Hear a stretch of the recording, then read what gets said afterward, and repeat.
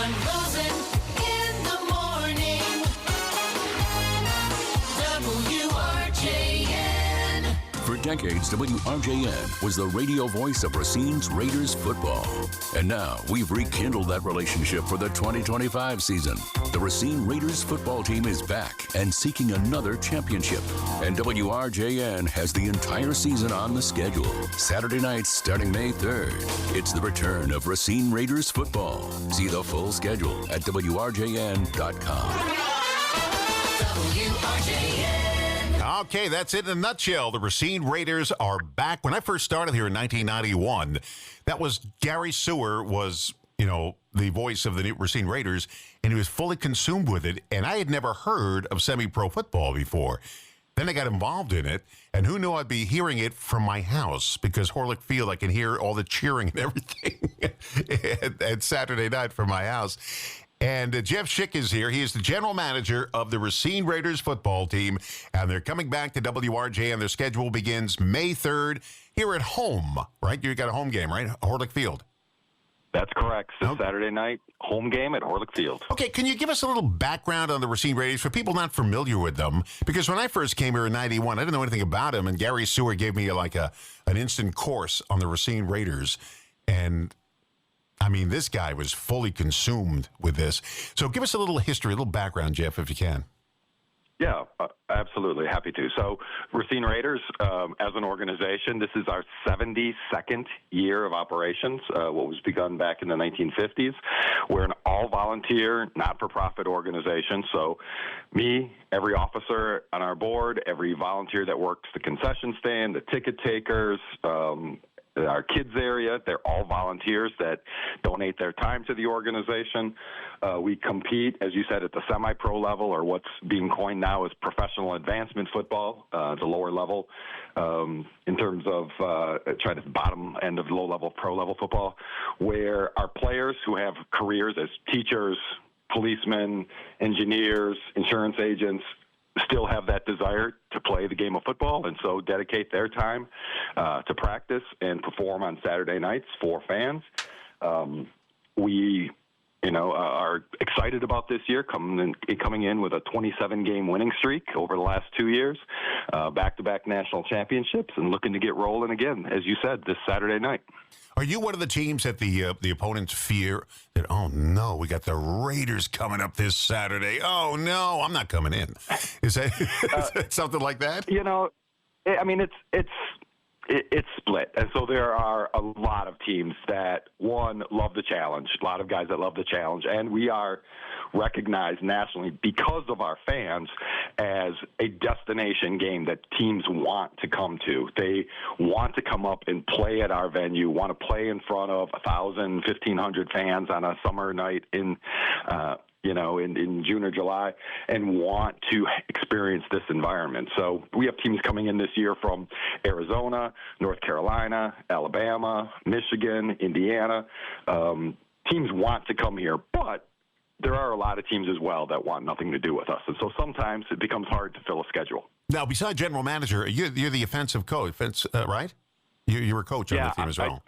I double up. I actually, just 3 years ago, started coaching again with the Raiders, and for this will be my third year as the offensive coordinator for the team. So my wife loves that I basically have no time for her in these summer months because of these two roles. Now, again, it's a semi-pro league, so these guys have other jobs in addition to the Raiders. It's not like you're in the NFL where it's their full-time job. Do you have problems with them? Do you get a problem with them listening to you, or are they that into it where coach says it, we're going to do it? No, I think it's one of the great things is most of our guys, and I would say almost all of them, really love the structure that the team brings. They want to be coached, whether they played at Division I football on scholarship and went to school for free, or whether they finished at high school and never played after that. They still have that desire to play. They want to be coached. They want to be told how they can become better because they want to perform at an elite level and on Saturday nights. And so responsiveness and attentiveness has not been a problem for us. We have great guys, many of which coach each other as well, because some of these guys know way more football than even a lot of the coaches because they're so experienced. And so not only do we get instruction from the coaches, but players helping players is really one of the reasons that we're able to compete at an elite level, because everyone is receptive to get better. That's their goal, because they want to continue to be at that upper echelon at our level. In high school, I remember Mr. Sweeney was our football coach, and he said to me, "Do you ever think?" Because in high school, I'm like 6'4", 6'5", and he said, "Do you ever think of going out for football?" My mother said no because she didn't want me getting hurt. That's the truth. She said, "Donald, you're not going. I don't want you getting hurt." Well, I can get hurt crossing the street. I don't want you getting hurt. So she wouldn't let me play sports in high school. I played basketball on some other leagues, but she didn't want me getting hurt playing football. Now, did you play football in high school? I did. I played here in Racine at Racine Park High School for Coach Phil Dobbs. Oh, look at you. Local yokel. All right. That's pretty good. And, we do high school sports now. High school sports are back on WRJN as well.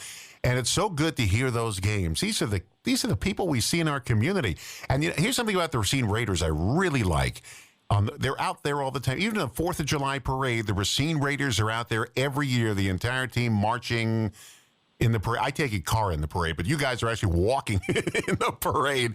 And that's great that you're just a part of Racine. Yeah, that's a big piece of who we are, is trying to be present, trying to always be a partner within the community. So the parades, whether it's the holiday parade in December, the St. Patrick's Day parade, a few weeks ago that was downtown, the 4th of July parade, are all big events for us. We encourage our players and our volunteers to join us to celebrate with all of the parade spectators. And then look for partnerships in the community as well, as we're trying to reinstate partnerships with the schools and get more involved, find opportunities for our players to have outreach with the youth in the community, things like that, that kind of tapered off during the COVID years. We're trying to reinvigorate. But, being an active member of the community is extremely important to us as an organization. Now, where's the schedule for the games on your website? Where is that? Absolutely. RacineRaiders.com is our website. You can find all of our information, team history, our current schedule, statistics from last year. Our current roster should be up soon. We just posted that with the league. So, all of that information can be found there. It's also a venue where you can order tickets for Saturday night if you don't want to wait in line and want to order your tickets online in advance. So we try to make that website multifunctional. Now, you also need volunteers, so people can volunteer to work with the Raiders, right? Always. As you said, we have a big concessions operations that not only for Racine Raider games, but for every event that happens at Horlick Field through the year, whether it's City League softball or high school sports. We run the concessions there. It's our contract with the city and part of our partnership with the city of Racine. As well as, game day operations. We have a marketing committee that works with businesses in the community that want to advertise with us. So if you have time, interest, and ideas, we would love to tap into that energy and try and find a way to make you part of the organization. Why, you want to volunteer, Don? Not at the concession stand. I'll eat all the food. You'll make no money. It'll be one hot dog for you, one for me. One drink for you, one for me. As I say, I'm just a few blocks from Horlick Field when I live. I could hear the game on Saturday nights. I could hear the cheering and everything, the PA system. I could hear it all from my house. Give us a quick overview of what we're going to hear this Saturday night. It's the opening game Saturday night at what time's the game start? 7 p.m. kickoff. Okay, good. This week's game is Educator Appreciation Night. So all teachers, public, private, Racine County, other outlying areas, any teacher that comes to the gate with a school ID showing they're a teacher is admitted free.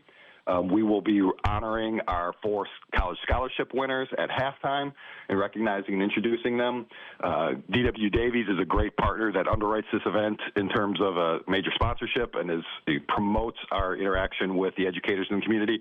We have a team coming up from Southwest Tennessee. It's really kind of an all-star team of players that play in a different league called the EAFL that competes early spring in Florida, Georgia, Alabama, Tennessee.